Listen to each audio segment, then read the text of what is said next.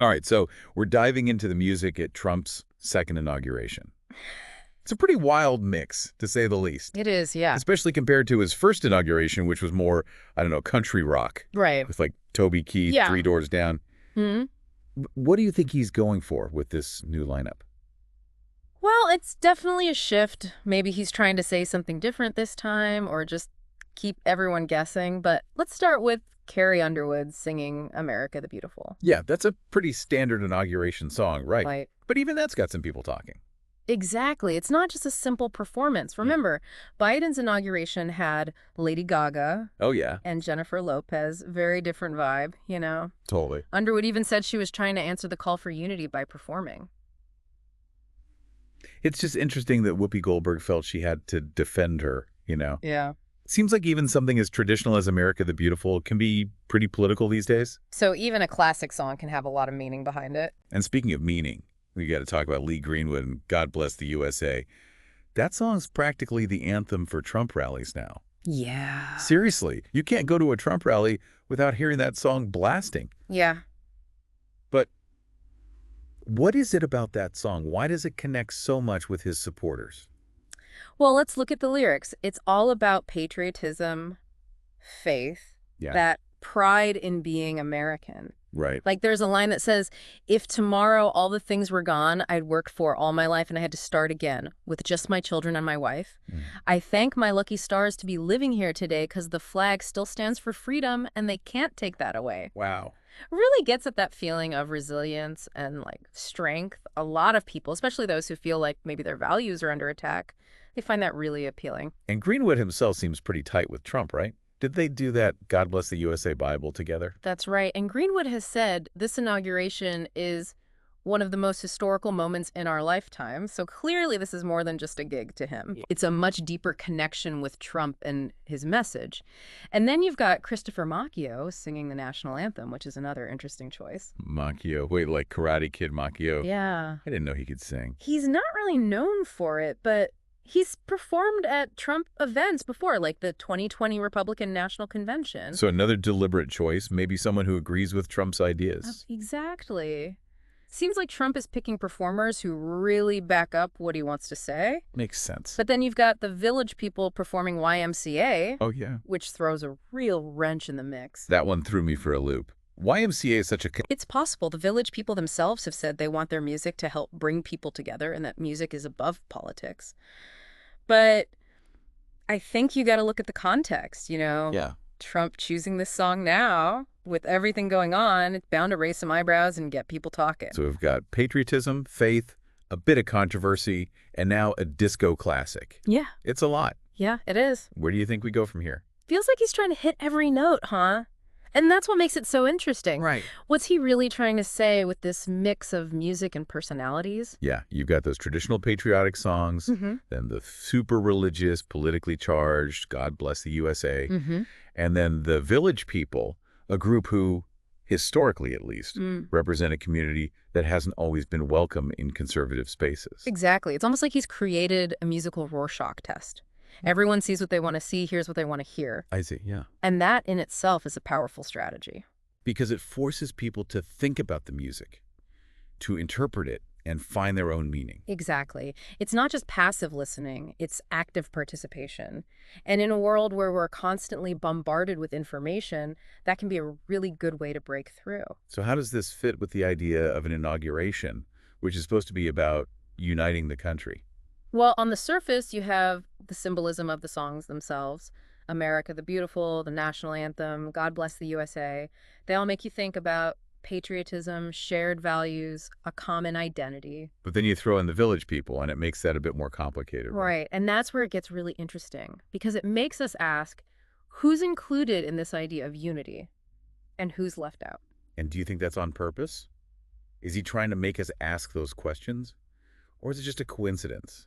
Tough to say for sure, but I think it's safe to say nothing in this lineup is an accident. So assuming it is deliberate, Yeah. what do you think he's going for? I think it goes back to that Rorschach test idea, creating something that can be seen in a lot of different ways. Oh. He can appeal to his base with the patriotic and religious themes, but then toss in YMCA to maybe soften his image, bring in a wider audience. So playing both sides. Kind of, yeah. But it's also about the spectacle, the entertainment. Right. It's a show. Inaugurations have always been about the show. Exactly. And in this age of social media, that's even more important. He wants people talking, tweeting, posting, the whole 9 yards. He wants to create that buzz, grab attention, be all over the news. And what better way to do that than with music that's both familiar and unexpected, safe and a little controversial? You got it. It's a risk, but one that could really pay off in terms of media attention and getting the public engaged. Okay, but let's shift gears a bit and talk about the music itself.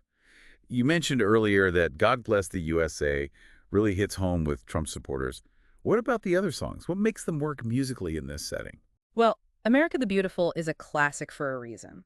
The melody is beautiful, it's got that soaring chorus, and the lyrics really capture that awe and wonder of the country's natural beauty. It's designed to stir up emotions and that sense of patriotic pride. And the national anthem is another one that's guaranteed to get a reaction. Absolutely. Powerful song, both musically and lyrically. And in the right hands, it can be truly amazing to hear. And then there's YMCA, which is just pure fun, a total party anthem. Hard not to tap your feet and sing along, even if you don't agree with the politics behind it. Totally. That song goes beyond language and culture. It's about community, belonging, having a good time. And in that sense, it's actually a really clever choice for an inauguration. It creates that shared experience, that collective joy. Even if it's just for a little while. Even if it's temporary, it's about creating that moment, a feeling, a memory that people will tie to this event. So it's all about creating a story and emotional experience that people buy into, even if they don't realize it.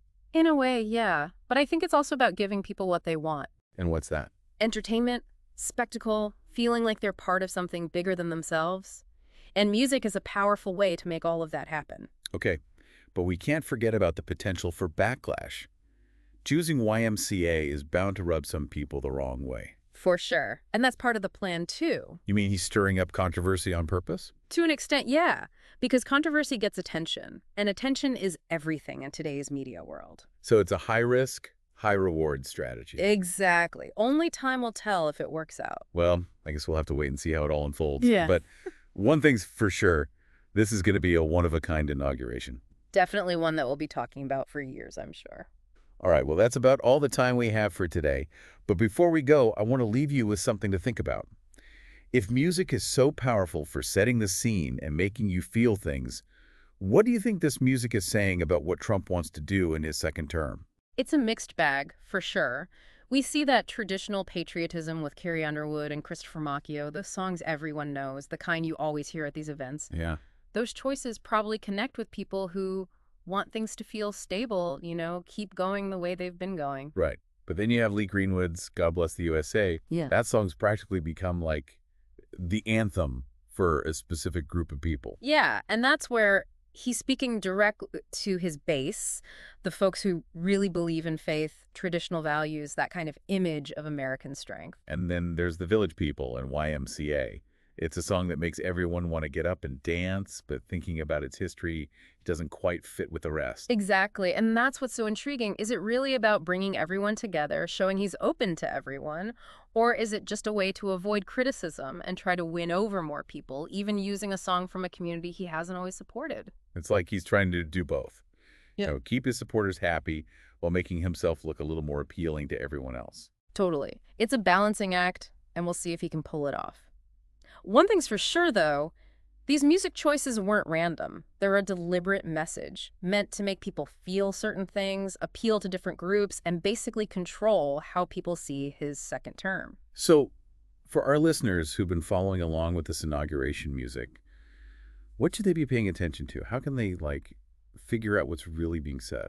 I'd say don't just focus on the songs. Look at how they're presented, the staging, how the performers act, the way the crowd reacts. All that adds to the message. On context, too, right? Absolutely. You got to think about the meaning of the inauguration, what's going on politically, the conversations people are having. All that helps you understand the music. So it's not just the music, it's the whole picture. Yeah, music is never just music. It reflects what we value, what we believe, what we hope for, even what we're afraid of. And for an event like an inauguration, music can be a huge influence on what the whole country talks about. That's a great point. So while you're watching the inauguration, remember to really listen to the music, think about what it means, and come to your own conclusions. because sometimes the most important things are right there in front of us. We just got to open our ears and really listen. That's a perfect way to wrap things up. Thanks for joining us for this deep dive into the music at Trump's second inauguration. Until next time, stay curious and keep those minds working.